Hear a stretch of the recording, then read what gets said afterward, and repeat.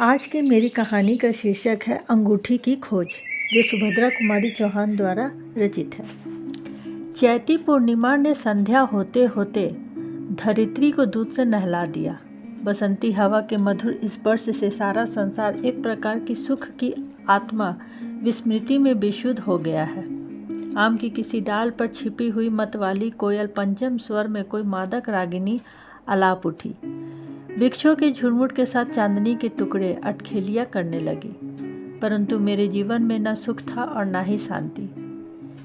इस समय भी जबकि संसार के सभी प्राणी आनंद विभोर हो रहे थे, मैं कंपनी बाग में एक कोने में हरी हरी धूप पर पड़ा हुआ अपने जीवन की विषमताओं का विचार कर रहा था। पेड़ की पत्तियों से छन छन कर नन्हे नन्हे चांदनी के टुकड़े जैसे मुझे बरबस छेड़ रहे थे। मैंने आंखें बंद कर ली, फिर भी मैं किसी प्रकार की शांति का लाभ न कर सका। आज मैं बहुत दुखी था।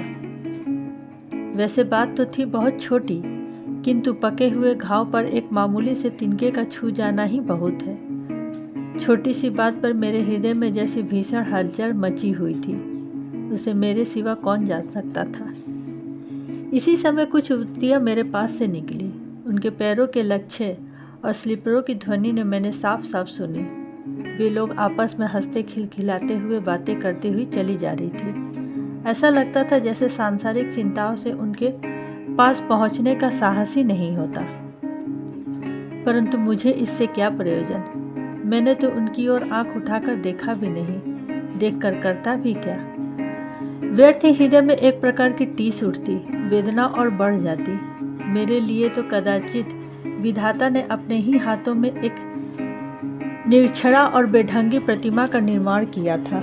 जिस दिन मैंने पहले यशोदा को देखा, मैं कह नहीं सकता कि मेरी मानसिक स्थिति कितनी भयंकर थी। वो रात मिलन की पहली रात सुहाग रात थी, और मैं घर से भागकर इसी स्थान पर इससे भी अधिक उद्विग्न और व्याकुल अवस्था में छटपटा रहा था। जीवन में मुझे उससे भी अधिक आत्मग्लानि और व्याकुलता का सामना करना था। कदाचित इसलिए न जाने किस प्रकार कुछ अभिन्न हृदय मित्रों को मेरी मानसिक स्थिति का पता लग गया। वे मेरे अभिन्न हृदय मित्र थे। वे जानते थे कि इस पीड़ा से मुक्ति पाने के लिए कड़ी से कड़ी विपत्तियों को भी मैं झेल सकता हूँ। इसलिए वो मुझे खोजते हुए आए और मेरे साथ ही उन्होंने वहीं पर रात बिताई।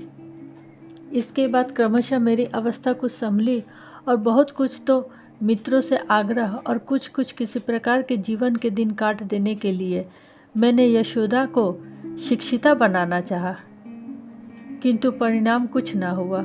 क से कबूतर और ख से खरगोश, इससे आगे यशोदा न पढ़ सकी।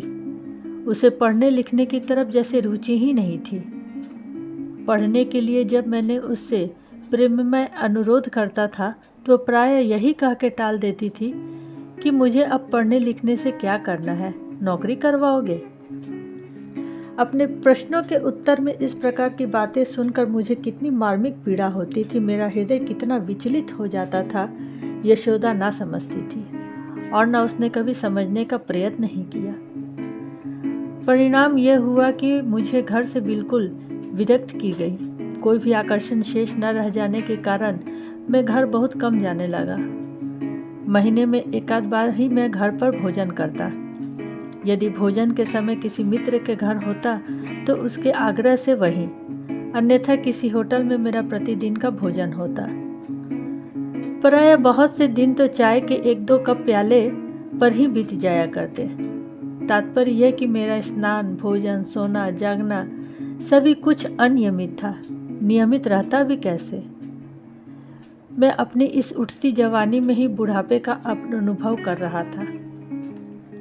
जीवन मुझे भार सा प्रतीत होता था। न किसी प्रकार की इच्छा शेष थी और न ही आकांक्षा, न उत्साह था, न उमंग। जीवन को किसी प्रकार ढकेले लिए जा रहा था। मैं स्वभाव से ही अध्ययनशील, विद्यानुरागी, स्वाभिमानी, भावुक और अल्पभाषी था। मैं अपने कुछ इन गिने चुने मित्रों को छोड़ अन्य लोगों से बहुत कम मिलता जुलता था। प्रायः अपना अधिकांश समय अध्ययन में ही बिताया करता था। मेरी लाइब्रेरी में संसार के प्राय सभी विद्वान लेखकों की कृतियां अलमारियों में सजी थी। उन्हीं में अनेक बार पढ़कर फिर से पढ़ने का इच्छुक था। प्रायः लाइब्रेरी में जब पुस्तकों का अध्ययन करता होता तो उनमें किसी सुनिश्चिता महिला के विषय में कोई प्रसंग आ जाता तो कल्पना से उच्चतम शिखर से ही मैं अपनी जीवन संगिनी का दर्शन करता, और वहाँ से मैं देखता कि मेरी प्रेयसी पढ़ने में, लिखने में, सामाजिक और सांसारिक प्रत्येक कार्यों में मेरी वैसी ही सहायता है जैसे पुस्तक लेखक की स्त्री, जिसका दर्शन मैं अभी पुस्तक के पृष्ठों पर कर चुका हूँ। यही कारण था कि विवाह के बाद मुझे इतनी अधिक निराशा हुई। मैं कल्पना के जिस शिखर पर विचरण कर रहा था वहाँ से एकदम नीचे गिर पड़ा। यशोदा को पढ़ने लिखने की ओर से उतनी ही अरुचि थी जितनी मेरी उसकी ओर रुचि थी। गृहस्थी के कामों में विशेष निपुण न थी। इसके अतिरिक्त उसमें न रूप था, न आकर्षण, न बातचीत का ढंग ही सुरुचि के अनुकूल था। उससे साधारण सी बात करते समय मैं प्रायः झल्ला उठता। इससे तो मुझे मानसिक कष्ट होता ही था, साथ ही यशोदा भी बिना कारण मेरी डांट सुननी पड़ती और उसे कष्ट होता। इसलिए मैंने घर जाना ही बहुत कम कर दिया। जब मैं पढ़ते पढ़ते थक जाता तब मित्रों के घर, और जब किसी कारणवश मित्र लोग भी घर पर से निकल जाते तब मुझे कंपनी बाग के इसी कोने में हरी हरी धूप पर ही आश्रय मिलता था। आज इसी प्रकार अपने जीवन से घबरा कर ना जाने किस विचारधारा में मैं डूबा हुआ मैं लॉन पर पड़ा हुआ था। वे युवतियाँ घूमती हुई फिर लौटी और मेरे पास ही पड़े हुई बेंच पर बैठ गई। एक बोली, यहाँ तो कोई पड़ा है जी। दूसरे ने कहा, रहने भी तो पड़ा है तो हमें क्या लेना, आओ जरा बैठ ले फिर चलेंगे। तीसरी उठकर खड़ी हो गई। स्वर को कुछ धीमा करके बोलो, हमारा कर तो कुछ ना लेगा पर हमारी बातचीत की आज़ादी में तो बाधा आएगी। चलो कहीं और बैठे, इतना बड़ा तो बगीचा पड़ा है, क्या यही एक जगह है? वो उठकर जाने लगी। एक दूसरी ने उसका हाथ पकड़कर खींचा, उसे बैठाते हुए बोली, बैठो भी, कहाँ जाओगी? अब तो वो समय है जबकि स्त्रियों को भी पुरुषों के समान अधिकार दिए जाने की हर जगह चर्चा है। फिर उस अधिकार को हम ही क्यों न उपयोग करें? विरेल ही पुरुषों स्त्रियों से एक दूर भागते होंगे, अन्यथा पुरुषों का तो स्वभाव ही होता है जहाँ स्त्रियों को देखा फिर चाहे काम हो या ना हो उस ओर आएंगे अवश्य। यह रेलवे स्टेशन का, स्नान घाटों का, सड़कों का या दुकानों का हमारा प्रतिदिन का अनुभव है। यदि ठीक ना कहती हूँ तो मेरी बात ना मानो, और तुम ऐसे व्यक्ति से जिससे विषय में ठीक पता भी नहीं की है कि वो स्त्री है कि पुरुष, ऐसे दूर भागी जा रही हो जैसे कोई संक्रमण बीमारी हो। कहते कहते उसने उसका हाथ बैठाने के लिए खींचा, किंतु वो बैठी नहीं, चिल्ला पड़ी, छोड़ दो सरला, तुम्हारे खींचने से मेरी अंगूठी भी गिर गई। एक तो वैसे भी मैं नहीं पहनती, आज पहनी भी तो गिर गई। बातचीत का प्रभाव बदल गया। सब की सब घबरा कर खड़ी हो गई। यहाँ वहाँ जहाँ गिरी थी उससे बहुत ही दूर अंगूठी की खोज होने लगी। वे करीब 10 मिनट तक उठकर, बैठकर, झुककर अंगूठी खोजती रही, पर वो ना मिली। उनमें से एक तो मेरे बहुत पास आ गई थी। मैं घबराकर उठ बैठा। आशंका हुई कि कहीं अंगूठी का चोर मैं ना समझा जाऊं। जी चाहा कि मैं भी उसकी अंगूठी ढूंढने लगूं, पर उनकी अंगूठी बिना उनकी अनुमति से कैसे ढूंढता। मैं जानता था कि उनकी अंगूठी खोई है, फिर भी बातचीत का सिलसिला जारी करने के लिए उनके समीप पहुंचकर कुछ संकोच के साथ मैंने पूछा, आप लोग क्या ढूंढ रही हैं? क्या मैं आपकी कुछ सहायता कर सकता हूँ? अंगूठी की मालकिन बोल उठी, मेरी अंगूठी गिर गई है, बड़ी कीमती अंगूठी है। इसके बाद मैं कुछ ना बोला, उन लोगों के साथ उनकी अंगूठी ढूंढने में लग गया। परंतु करीब आधे घंटे तक ढूंढने पर भी जब अंगूठी नहीं मिली तब वे सब हताश हो गई। मुझे उनकी दशा पर बड़ी दया आ गई। मैंने अंगूठी की स्वामिनी से कहा, यदि आप मुझ पर विश्वास करती हो तो आप निश्चिंत होकर अपने घर जाइए। अब रात बहुत हो चुकी है, कोई आदमी यहाँ आएगा नहीं और मैं रात भर यहीं रहूँगा। सवेरे उठकर आपकी अंगूठी ढूंढकर आपको दे आऊँगा। बस आप मुझे अपना पता बतला दीजिए। पहले तो वो कुछ झिझकी, सिर से पैर तक उसने एक बार मुझे देखा, फिर ना जाने क्या सोचकर बोली, मेरा नाम ब्रिंजागन्ना है। पास की दूसरी औरत ने उसके अधूरे वाक्य को पूरा किया। पंडित नवल किशोर की स्त्री है, ब्रिजांगना फिर बोल उठी, मेरा मकान नंबर 155 सिविल लाइन में है। ब्रिजांगना नाम सुनते ही मैं चौंक सा पड़ा। ब्रिजांगना कहीं वही तो नहीं जिसके विषय में बहुत कुछ सुन चुका हूँ, वही चरित्र भ्रष्ट स्त्री। हे ईश्वर, मैं सहर उठा। मैं तो उसे देखना भी नहीं चाहता था, किंतु अब क्या करता। उसकी अंगूठी ढूंढ देने का वचन दे चुका था और वचन देने के बाद पीछे हटना मैंने सीखा ही नहीं था। अब मुक्ति का कोई साधन ना देखकर मैं चुप ही रहा। पास ही खड़ी हुई दूसरी औरती ने प्रश्न किया, अब रात भर यहीं रहेंगे, घर ना जाएंगे? मेरे मुंह से अचानक निकल गया, घर? मेरा घर कहाँ है, कहाँ जाऊँ? ये बात ना जाने किस धुन में मैं कह गया, किंतु कहने के साथ ही मुझे अफसोस भी हुआ। आखिर यह बात इनसे मैंने क्यों कही?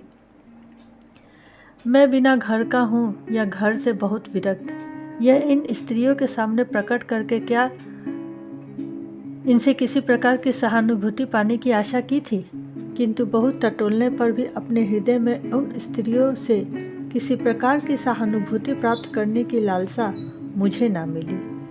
अचानक इसी समय कहीं से मंदाकिनी आकर बोल उठी, ओह योगेश भैया, तुम बिना घर के कब से हो गए? अच्छी बात है, मैं जाकर भाभी से पूछूंगी कि क्या भैया को घर से निकाल दिया है। मंदाकिनी की बात का कुछ उत्तर ना देकर मैंने धीर और गंभीर स्वर में ब्रिजांगना से कहा, मैंने आपसे अभी कहा ना कि मैं आपकी सवेरे अंगूठी ढूंढकर दे दूंगा और उस अंगूठी के लिए मैं रात भर यहीं रहूंगा। यदि आपको मेरी बात पर विश्वास ना हो तो आप निश्चिंत होकर घर जाइए, अंगूठी आपको सवेरे मिल जाएगी। ब्रिजांगना ने निश्चिंत की सांस ली।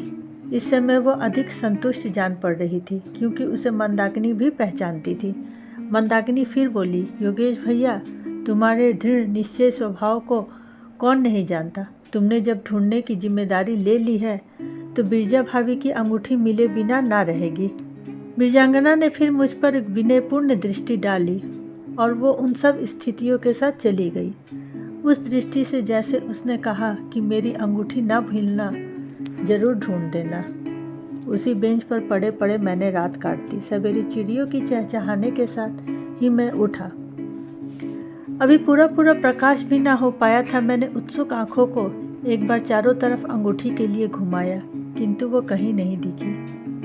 फिर मैंने झुककर बेंच के नीचे देखा। नन्ही सी अंगूठी जिसमें एक बड़ी कीमती सा हीरा चमक रहा था, बेंच के पास से सटी पड़ी थी। मैंने झुककर अंगूठी उठा ली। प्रयत्न करने पर वो मेरी किसी उंगली में न आई। मैंने उसे जेब में रखकर नल पर जाकर हाथ मुंह धोया और फिर सिविल लाइन की ओर चल पड़ा।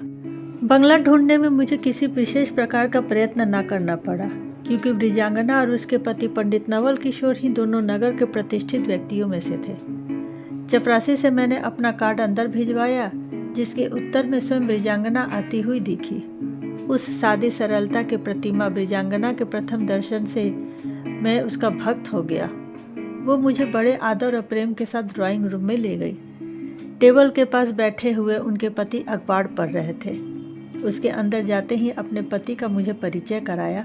फिर मेरी ओर देखकर उसके पति ने कहा, इनके विषय में तो मैं अधिक नहीं जानती, पर इतना जानती हूँ कि कल आपने मेरे साथ अत्यंत सज्जनतापूर्वक बर्ताव किया है।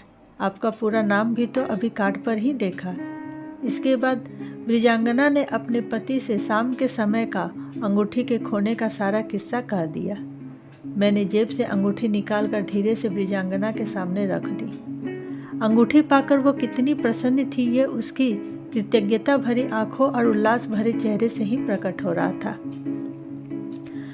पंडित नवल किशोर जी के चेहरे पर कुछ अधिक भाव परिवर्तित ना हुआ। वे केवल जरा सा मुस्कुरा कर बोले, और यदि यह अंगूठी ना लाते तब क्या करती बीरजो? ब्रिजांगना ने विश्वास सूचक स्वर में कहा, लाते कैसे नहीं? अंगूठी तो मैंने इन्हीं के ऊपर छोड़ी थी ना। सबके भरोसे थोड़े में यह अंगूठी छोड़ आती। नवल किशोर थोड़ा फिर मुस्कुराए।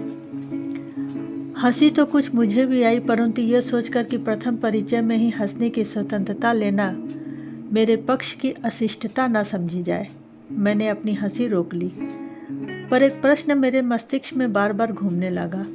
आखिर बिना परिचय के और बिना जान पहचान के ब्रिजांगना ने मुझ में ऐसी कौन सी बात देखी जो वह मुझ पर इतना विश्वास कर बैठी।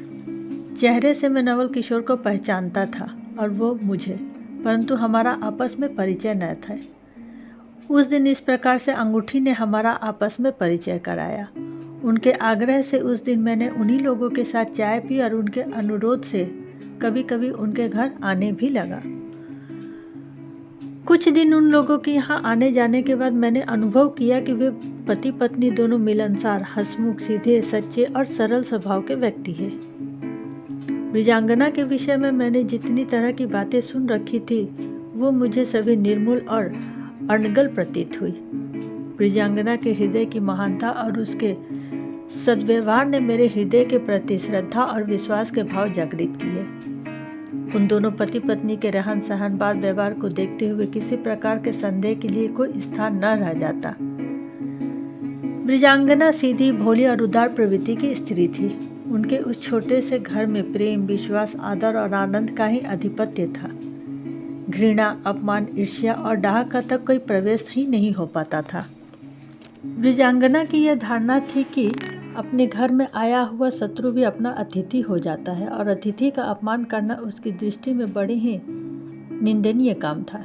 इसलिए अपने घर में आए हुए उन व्यक्तियों के साथ भी उनके प्रति ब्रिजांगना के हृदय में किसी प्रकार की श्रद्धा या आदर के भाव न होते थे। वो व्यक्ति बिना जलपान के कदाचित ही वापस जाता था। वो बुरे मनुष्यों से घृणा न करने की उनकी बुराइयों से घृणा करती थी और भरसक उन्हें उसी प्रकार और उन बुराइयों को बचाने का प्रयत्न भी करती। वो संसार के छल प्रपंचों से परिचित न थी। उसके सामने भगवान बुद्ध और महात्मा ईशा के महान आदर्श, जिनके अनुसार चलकर एक छोटी सी जिंदगी में वो लोगों के साथ केवल कुछ भलाई ही करना चाहती थी, इसलिए उसे बहुत कम लोग समझ पाते थे। उसे तो वो समझ सकता था जो उसके बहुत पास पहुंचकर ही देखे। दूर से देखने के लिए ब्रिजांगना एक पहेली और बड़ी जटिल पहेली थी, जिसे हल करना कोई साधारण बात न थी। मैं ब्रिजांगना के जीवन के साथ बहुत घुल मिल गया था। मैंने उसे अच्छी तरह देखा तो भली भांति पहचान गया। ब्रिजांगना मानवी नहीं, देवी थी, जिसे कदाचित देवी अभिशाप के ही कारण कुछ दिनों के लिए मानव जन्म धारणा करना पड़ा। धीरे धीरे हमारा मेल जोल बहुत बढ़ गया। अब मेरे अभिन्न हृदय मित्रों में से यदि कोई मेरे बहुत समीप था तो वो थी ब्रिजांगना। अपने सच्चे स्नेह और आदर से ब्रिजांगना ने मुझे इस तरह बांध लिया था कि मैं उसके छोटे छोटे आग्रह और अनुरोध को भी टाल ना सकता था। अब उसके अनुरोध से मेरे सभी काम नियमित रूप से होने लगे। उसके सरल प्रेम ने मुझे न फुर्ती फूंक दी। मैं अपने आप में एक नए जीवन का अनुभव करने लगा। मुझे ऐसा लगता था जैसे अभी अभी संसार में प्रवेश किया है। मनुष्य में तो दो ही प्रकार की प्रवृत्तियां होती हैं, एक देव प्रवृत्ति, दूसरी राक्षसी। ना जाने क्यों ब्रिजांगना को देखते ही मेरे देव प्रवृत्ति किधर अंतहित हो जाती और राक्षसनी प्रवृत्ति इतनी प्रबल हो उठती थी कि उसको रोकना मेरे लिए बहुत कठिन हो जाता। ब्रिजांगना को देखते ही मेरा ज्ञान, मेरा विवेक, मेरी बुद्धि जैसे मेरा साथ छोड़ देती थी। उसके लिए मैंने अपने आप को न जाने कितने धिक्कारता था। नवल किशोर को भैया और ब्रिजांगना को भाभी कहा करता था। सचमुच उनके प्रति मेरे हृदय में ये पूज्य भाव थे। एकांत इस दलील के सामने रखकर मैंने अपनी इन राक्षसनी प्रवृत्तियों को कुचल डालने पर न जाने कितना प्रयास किया। मैं चरित्रहीन ना था। विवाहिता स्त्री मेरे लिए देवी की तरह पूज्य और आदर योग्य होती थी। ब्रिजांगना को भी मैं इसी पूज्य दृष्टि से देखा करता था। इसके लिए मेरे हृदय में बड़े पवित्र और आदर के भाव थे। लेकिन ये पवित्र भाव उसी समय टिक सकते थे जब तक वो मेरे सामने ना होती। ब्रिजांगना जैसे ही मेरे सामने आती मुझ पर न जाने कहाँ से राक्षस सवार हो जाता था। ब्रिजांगना जैसे ही मेरे सामने आती मुझ पर न जाने कहाँ से राक्षस सवार हो जाता। मैं एक ज्ञानहीन पशु के भांति बन जाता। मेरे आंखों पे बड़ा ही पतित जचने लगता, पर मेरा हृदय मेरे काबू से बाहर था। मेरी दोनों प्रवृत्तियों का आपस में युद्ध सा रहता था। कभी कभी तो मैं बड़ा ही उद्विग्न और व्यथी सा हो जाता। मेरी इस विचलित अवस्था को ब्रिजांगना और नवल किशोर देखते परंतु मेरी मानसिक स्थिति को वो क्या समझ सकते थे। वे अपने प्रयत्न भरा सदा हर प्रकार से मुझे खुश करने की फिराक में रहते। उनका व्यवहार मेरे प्रति मधुर और प्रेमपूर्वक हो जाता था। अपनी इस दानवी प्रवृत्ति को हर प्रकार से दबाने के लिए मैंने कई बार निश्चय किया कि मैं उनके घर न जाया करूं, और इस उपाय से मैंने कई बार अंशों तक सफल भी हुआ, परंतु मेरे ही न जाने से क्या हो सकता था। कई बार तो ऐसा हुआ कि मैं सुबह से शाम तक उनके ही घर पर गया तो ब्रिजांगना या नवल किशोर अथवा कभी कभी दोनों मेरे घर आ जाते और मेरा किया कराया निश्चित मिट्टी में मिल जाता था। उनके आग्रह और विशेषकर ब्रिजांगना के प्रेमपूर्वक अनुरोध की टालने की मुझमें शक्ति न थी। विवश होकर मुझे उनके साथ फिर जाना पड़ता। देवी ब्रिजांगना और साधु प्रकृति नवल किशोर मेरे इस कृतिश्य मनोभाव से परिचित न थे। मेरी दानवी प्रवृत्ति कितनी भीषण, कितनी भयंकर और कितनी प्रबल है मैं स्वयं भी तो नहीं जानता था, परंतु उन्हें कुचलने के लिए, उनसे मुक्ति पाने के लिए जो कुछ भी किया जाता था मैंने सब कुछ कर दिया। साल भर बाद वही चैती पूर्णिमा थी, वही संध्या का समय, वही मन को पिसलाने वाली चांदनी, वही बसंती हवा। आज फिर मैं बहुत उद्विग्न था। ना जाने क्यों किसी मित्र का भी साथ ना मिला और मैं घूमता हुआ कंपनी बाग के किसी कोने में पहुंच गया। मेरी चिर परिचित बेंच कदाचित मेरी ही प्रतीक्षा कर रही थी। मैं उस पर गिरा सा पड़ा और क्षण भर के लिए मैंने उसी शांति का अनुभव किया जो बालक माता की गोद में पाता है। क्षण भर बाद ही साल भर पहले की एक एक स्मृति सिनेमा के चित्रपट की तरह मेरी आंखों के सामने फिरने लगी। इसी जगह हरी दूब पर व्याकुलता से मेरा लेटना, घूमती हुई रमणियों का आना, अंगूठी का गिरना और फिर उनकी खोज। मुझे याद आ गया, उस दिन भी मैं बहुत विकल था, संसार से विरक्त और जीवन से थका हुआ था। आज मैं बहुत अंशों में संसार के अतिरिक्त था, परंतु शांति जीवन में आज भी न थी। साल भर पहले भी उस अशांति से आज की अशांति कोई अधिक उद्वेगपूर्ण, भीषण और प्रलयकारी थी। इस अशांति में मैं जला जा रहा था, मुक्ति का मार्ग ढूंढने से भी नहीं मिल रहा था। अंत में बहुत कुछ सोचने विचारने के बाद मैं इस निर्णय में पहुंचा कि मुझे यह नगर छोड़ देनी चाहिए। नगर छोड़ने का निश्चय करके मैंने एक प्रकार की शक्ति सी पाई। नवल किशोर बाहर गए थे, अपने घर की और ब्रिजांगना की और देखभाल की मेरे ऊपर छोड़ गए थे। नगर छोड़ने से पहले 5 मिनट के लिए ब्रिजांगना से मिल लेना शायद अनुचित ना होगा। यही सोचकर मैं उसके मकान की ओर चल पड़ा। साथ ही मुझे यह भी जानना था कि नवल किशोर कब लौटने वाले हैं। जब मैं उनके घर पहुंचा करीब 8 बज रहे थे। वो सबसे ऊपर वाली छत पर एक कालीन डाले पड़ी थी।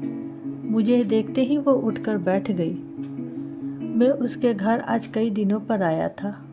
वो कुछ नाराज़गी के साथ अधिकारपूर्ण स्वर में कुछ मुस्कुराती हुई बोली, तुमने तो आना छोड़ ही दिया योगेश, क्या किया करते हो? वे घर नहीं है तो क्या तुम्हें भी नहीं आना चाहिए? मैंने उसकी बात का कुछ उत्तर ना देते हुए पूछा, नवल भैया कब आएंगे बिरजो? कल सवेरे 4 बजे की गाड़ी है, वो प्रसन्न होते हुए बोली। मैंने एक निश्चिंतता की सांस ली। मैं सुबह यहाँ से जाऊँगा, उस समय तक नवल किशोर आ जाएंगे, बिरजो अकेले ना पड़ेगी। इससे मुझे प्रसन्नता ही हुई। पास ही आई कई दिन हुए लीडर पड़े थे जिनको बिरजो का एक विशेष प्रेम ना था, अतः वो खोले भी ना गए थे। मैंने एक तारीखवार उन्हें देखना शुरू किया। मुझे पढ़ते देख ब्रिजांगना फिर कुछ ना बोली। वो मेरे स्वभाव से भली भांति परिचित थे, अतः वो पढ़ने लिखने के समय वो मुझसे कभी किसी प्रकार की बातचीत ना करती थी। कुछ देर बाद मेरी त्रिदांत सी टूटी। घड़ी पर नजर पड़ा तो देखा कि काफ़ी रात बीत चुकी है, तो मैं केवल 5 मिनट के लिए आया था। ब्रिजांगना सो चुकी थी। काले कालीन पर उसका मुंह पृथ्वी पर एक दूसरा पूर्णिमा का चांद दिख रहा था। उसे मैं क्षण भर देखता रहा। मेरा विवेक, मेरा ज्ञान, मेरी बुद्धि जाने कहाँ अंतहीन हो गई। मैं अपने आप में न रह गया। आज उसकी स्मृति 100 बिच्छुओं के दर्शन से भी अधिक पीड़ा पहुंचा रही थी, किंतु उस समय तो मैं शायद बेहोश था। मुझे तो होश उस समय आया जब मैंने ब्रिजांगना को फूट फूट कर रोते देखा। मुझे याद है कि यही शब्द थे, तुमने तो मुझे कहीं का नहीं रखा योगेश। सचमुच मैंने घोरतम पाप किया था, जिसका प्रायश्चित कदाचित ही हो नहीं सकता था। मुझसे अधिक पापी संसार में भला कौन हो सकता था। मैं विश्वासघाती, नीच और परम स्त्रीग्रामी। अपना कालिमा से पुता हुआ मुंह फिर मैं ब्रिजांगना को न दिखा सका। चुपचाप उठा उठकर सीढ़ियों से नीचे उतरकर अपने घर आया। उस दिन मैं फिर रात भर सो न सका। अपने उत्कृष्ट से कितनी लज्जित, कितनी क्षुभित और कितनी क्रोधित था मैं कह नहीं सकता। बार बार यही सोचता था कि आखिर मैं कई बार मरते मरते क्या इसी कलुषित कार्य के लिए ही बच गया था। यदि पहले ही मर चुका होता तो यह अनर्थ होता ही क्यों। त्यों त्यों करते रात कटी। अभी पूरा प्रकाश भी ना हो पाया था कि अपनी स्त्री से यह कहकर कि मैं एक आवश्यक कार्य से कुछ दिनों के लिए बाहर जा रहा हूँ, अपना जरूरी सामान लेकर घर से निकला। कहाँ जाने के लिए कह नहीं सकता, किंतु जाना चाहता था। किंतु घर से निकलकर अभी 10 कदम भी न चल पाया था कि नवल किशोर का नौकर शीघ्रता से आता हुआ देखा। किसी अज्ञात आशंका से मैं कांप उठा, किंतु फिर भी मैंने जैसे तैसे उसे देखा ही ना हो इस तरह के भाव से तेजी से कदम बढ़ाए। नौकर ने मुझे भरी आवाज़ से दुख मिश्रित स्वर में पुकार कर, ठहरो भैया ठहरो, कहाँ जाते हो, तुम्हें बाबूजी ने जल्दी बुलाया है। मेरे पैरों के नीचे से जैसे धरती खिसक गई। नवल ने आते ही मुझे क्यों बुलाया? क्या ब्रिजांगना ने उनके आते ही? मेरी समझ में कुछ ना आया। फिर भी मैं अपने आप को बहुत संभाल कर मैंने भीखू से पूछा, इसी समय बुलाया है? क्या कोई बहुत ज़रूरी काम है? बूढ़ा नौकर रो पड़ा। रोते रोते बोला, ज़रूरी काम क्या है भैया, बहू जी की तबीयत बहुत गाफिल है। सांझों को अच्छी भली सोई थी और अभी तो भगवान जो उठा के खड़ी करे तो खड़ी हो, नहीं तो आशा ही नहीं दिखती। मुझे चक्कर सा आने लगा। भीखू के साथ उसी समय में नवल की घर ओर चल पड़ा। रात जिस घर में फिर कभी न जाने की प्रतिज्ञा करके निकला था, उसी घर की ओर फिर विक्षिप्तों की तरह चल पड़ा।